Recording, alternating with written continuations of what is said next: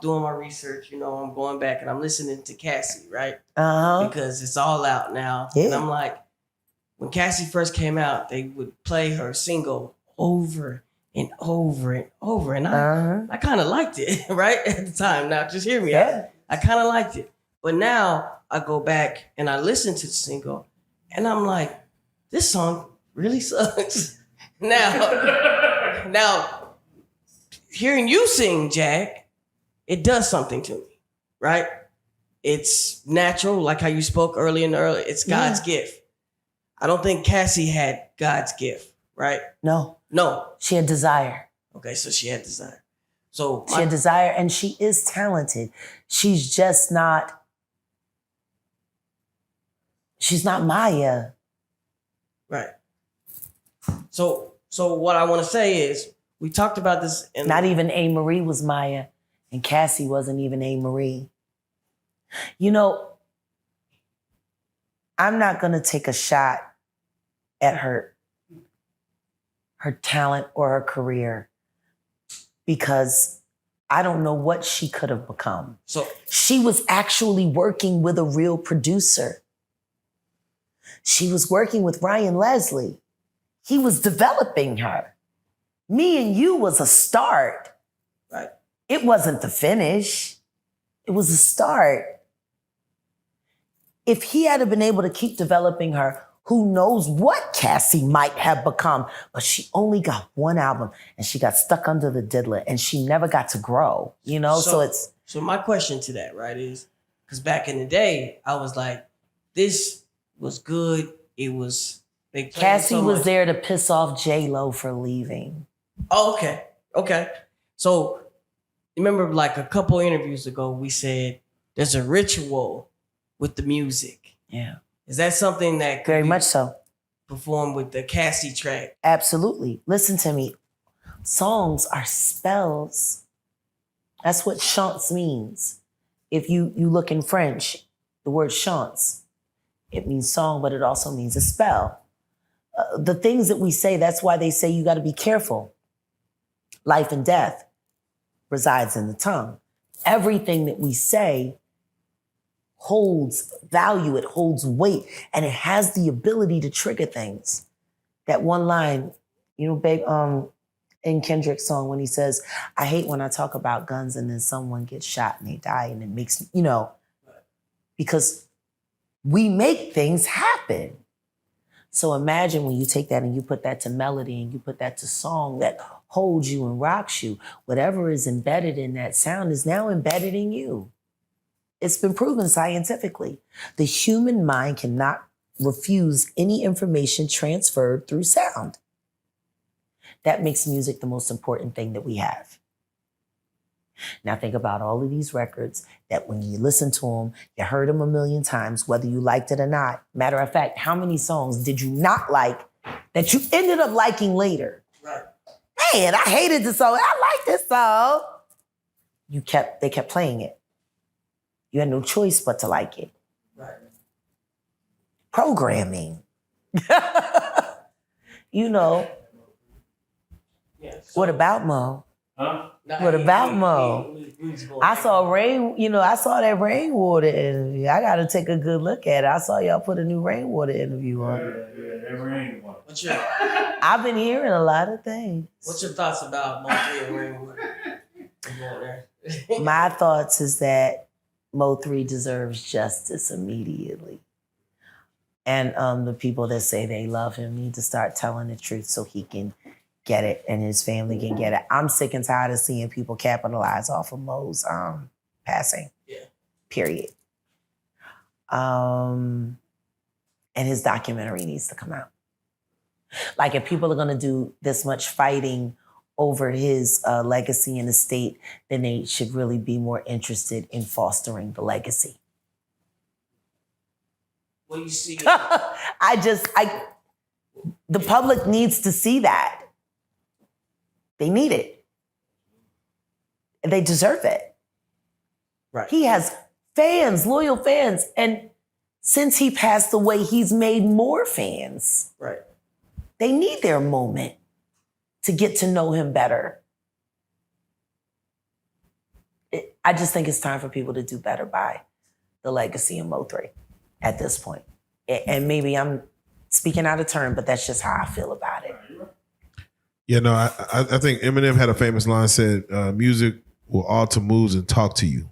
Yeah. And I think, what y'all do is great. But Jack, lastly, I have to ask. I'm so glad Proof wrote that for him. See, I know you about to take it there. I know you about to take it there, man. He has a new album out, Jack. He's trying to sell an album. Wonder who wrote it. Shit. Okay. Wonder who wrote it. Shit. I wonder who wrote it. Houdini is a magic trick. I don't know. Maybe it was Drake. His people. I'm sure they're looking for work. We'll save that conversation. Ghostwriters. So before we never get the credit we deserve. Ever. So lastly, Jack, for those that want to validate how many your stories, Grammys I would have won if motherfuckers had to admit what I wrote. I know you've been in studios help. Like, hey, let me get your pen together. I love creation. I love art, and I share it with everyone. It's not mine. It's a gift. It came to me from God. To refuse to share it is astaghfirullah, period. It goes against God. Yeah. Now, what people choose to do with what I share with them and what I give to them, if they choose to exploit it or whatever, that don't fall on me. That fall on them. That's true. That's part of the reason why they really hate me, because they're looking at me and they know I'm the greatest. They know it. Thanks. I know it too. Yeah. But guess what? You don't see me running around bragging about it. You don't see me running around begging people to acknowledge my greatness. I don't.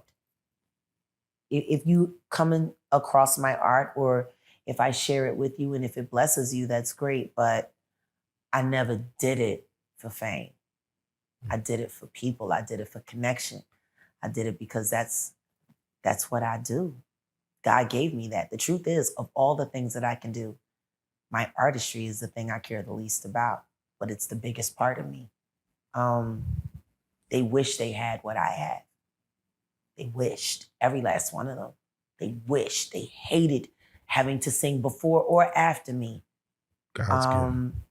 And I never bragged about it, and I'm still not. I'm just saying, they know what it is. I know what it is. But why they hate me is because if they had my talent, they would have sold their souls immediately so that they could be the number one bitch. And they know all I had to do was play the game and I would have been the number one bitch. And I was like, I'm good on that. Like, imagine wishing that you had something that someone doesn't even give a fuck about. See, that's why these industry bitches hate me. Because I would come to shows in sweatsuits on purpose and have the whole fucking crowd going crazy after they spent $1,500 and 6 hours in the mirror. Wasn't nobody thinking about them. And I showed up in a sweatsuit. See, when you that bitch, you ain't got to prove you that bitch. Matter of fact, all these bitches talking only proves I'm the bitch. Because who gives a fuck about them? Like, that shit that Jill pulled was desperate. I know she begging. Illuminati, please. I'm not too old. I got a second win. My titties are still big. You can fuck those.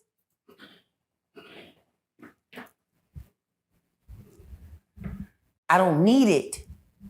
See, they get a taste of that attention. You know what I mean? And I'm gonna tell you something right now. There is no greater high than feeling 45,000 people screaming love at you. There is no rush. It is very addictive. And you can coast on it for a while. But it's gotta be more about, it's gotta be more than being, that feeling.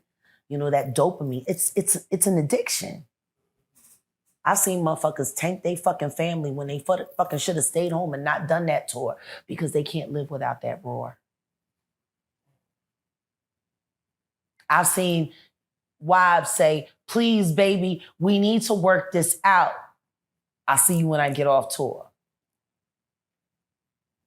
And for nothing more than that roar. Because sometimes it really ain't about the money. A lot of them niggas be getting jerked. Look at Bad Boy. Who got paid? Yeah. But they was smiling in them pictures though, and they love to be in them videos. I know you see me in the video. Hey, I know you see me in the...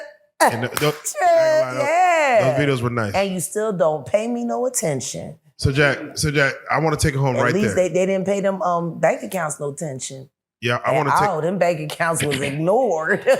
I want to take it home right there. $500 and you walked for cheesecake. And cheese, all that shit, like, so, and you did all of that for a $500 check, and niggas say I'm a crackhead. Are you fucking kidding me? Don't. They're kids, Jack. But hey, no.